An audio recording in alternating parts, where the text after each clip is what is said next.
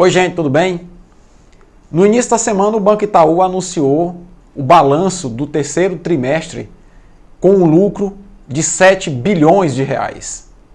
E aí você pergunta, o que é que eu tenho a ver com isso? Você tem tudo a ver com isso. E essa é a conversa do PH de hoje. Roda aí a vinheta.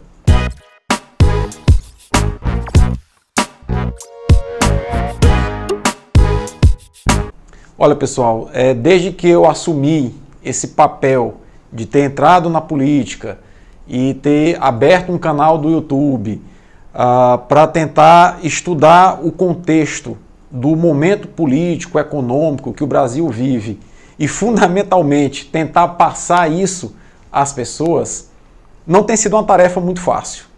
Aparecem críticas que a gente às vezes analisa, algumas pertinentes, outras não, mas fundamentalmente dá muito trabalho esse papel, né? E no início da semana eu me deparei com uma situação que parece que as coisas elas vão se encadeando no Brasil e os próprios vídeos que nós estamos fazendo ao longo das semanas, dos dias, tem esse encadeamento, né? Eu vinha falando já desde o final do ano passado o papel lesivo que a reforma da Previdência tem nesse contexto de implantação de política ultra neoliberal, como está sendo chamada, a política do Paulo Guedes, e a relação que isso tem com o orçamento brasileiro, com o pagamento da dívida pública. Agora, fazer essa mensagem chegar até a grande massa populacional piauiense e brasileira, esse é que é o grande desafio. E tentar fazer isso chegar numa linguagem mais simples, numa linguagem que seja acessível a todos. Porque, por vezes, até para a gente que tem um nível de estudo bem acima da média da população, é difícil compreender. Então, traduzir isso numa linguagem que seja assimilável pela população é algo realmente muito difícil e esse tem sido o grande desafio, né? Pois bem, tentando fazer um avanço nessa discussão, eu colocaria para vocês o seguinte: o Itaú agora anunciou no início dessa semana um lucro recorde em apenas 90 dias de 7 bilhões de reais. Ou seja, os bancos lucrando como nunca nesse país.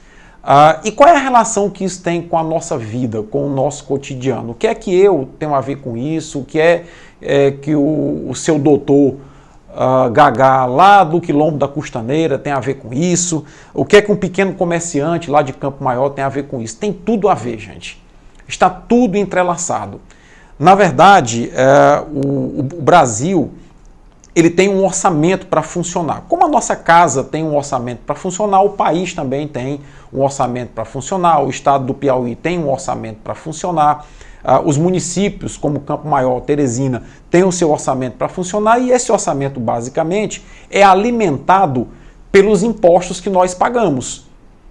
Em nossa casa é o salário que a gente ganha, é o bico que a pessoa faz e recebe um troco extra.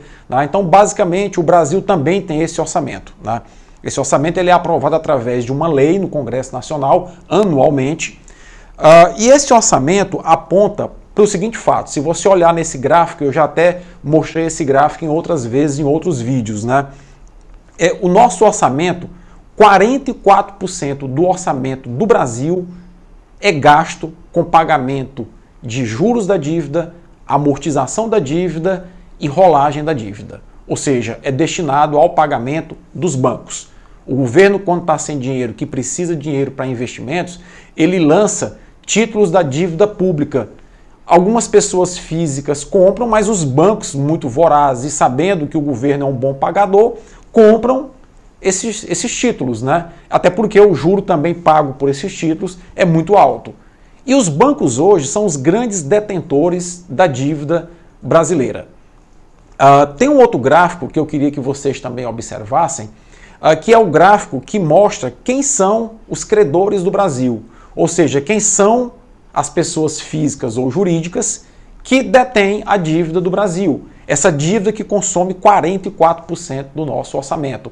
E o interessante é que a grande mídia, ela alardeia que o grande vilão do orçamento brasileiro é a Previdência. Por quê? Porque eles fazem a conta tirando o pagamento da dívida.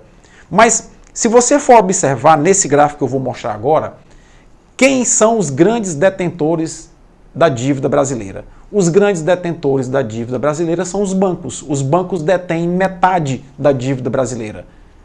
Ou seja, de tudo que o Brasil deve, metade deve aos bancos. 25% aproximadamente da dívida brasileira, né, tem como credor fundos de aposentadoria. E esses fundos de aposentadoria, embora sejam as pessoas que estão pagando aposentadoria complementar para se aposentar, mas são fundos que normalmente são geridos por bancos.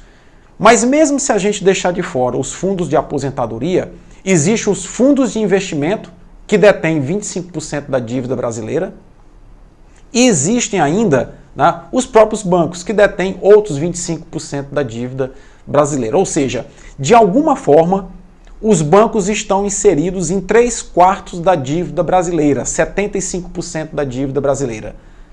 E diretamente estão envolvidos em 50% da dívida brasileira.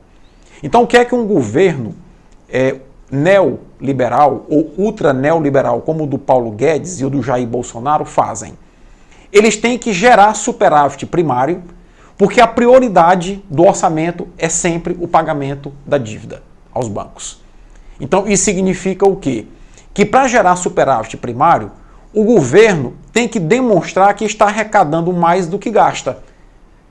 Como o governo não pode arrecadar mais, porque a carga tributária nesse país já é escorchante, o governo começa a cortar aquilo que gasta. E basicamente ele vai cortar onde? Reforma da Previdência. Qual foi o mote da reforma da Previdência? Vamos economizar R$1 trilhão em 10 anos. Para que essa economia? Para pagar os bancos. Reforma administrativa agora. O governo está anunciando com a reforma administrativa uma economia de mais 400 bilhões de reais em 10 anos. Para que essa economia? Para pagar juro da dívida. Então, na verdade, o grande vilão da economia brasileira e que aumenta demais a desigualdade dentro do Brasil é o juro pago aos bancos, é a amortização da dívida paga aos bancos, com os juros altíssimos que o governo paga aos bancos. Então, isso é algo muito grave que a gente tem que demonstrar à população, né? E não é que o Brasil tenha que dar o calote nos bancos.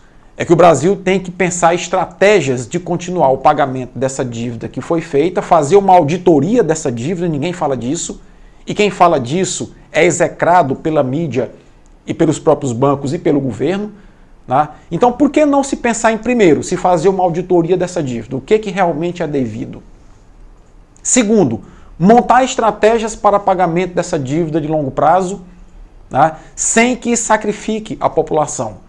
Porque, na verdade, o que está sendo feito é tirar dos velhinhos, dos aposentados, das viúvas, tirar dos funcionários públicos, dos servidores públicos, para gerar superávit primário e, a partir daí, manter o pagamento especulativo desse sistema bancário cruel que o Brasil possui.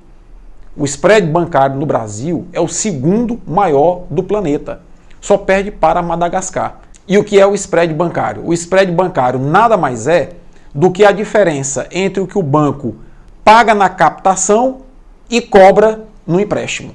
Um exemplo, você tem uma poupança e o banco está te pagando 0,5% ao mês de juros nessa poupança, mas ele pega esse teu dinheiro da poupança e empresta para uma outra pessoa a 2,5%, 3%, 5%.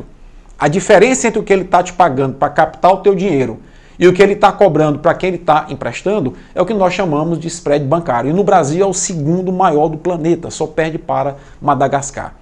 Isso significa o quê? Que os bancos aqui no Brasil lucram horrores. É o paraíso dos bancos, o Brasil.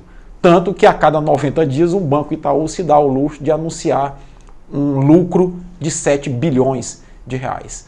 Lucro esse que boa parte dele se dá a partir de empréstimos que é feito para o próprio país e o país tira do lombo dos velhinhos, das viúvas e agora dos servidores para fazer pagamento dessa dívida absurda que o Brasil possui.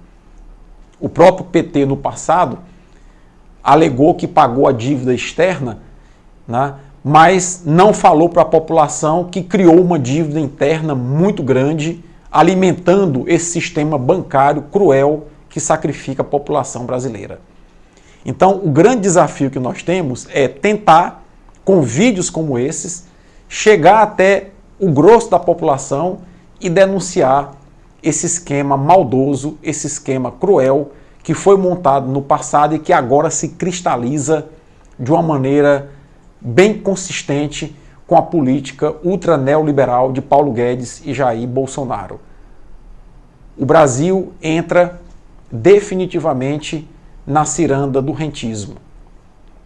Com essa política que está sendo implantada, o Brasil passa a valorizar o capital rentista e passa a desprezar sua população, que passará a ter que pagar cada vez mais para sobreviver.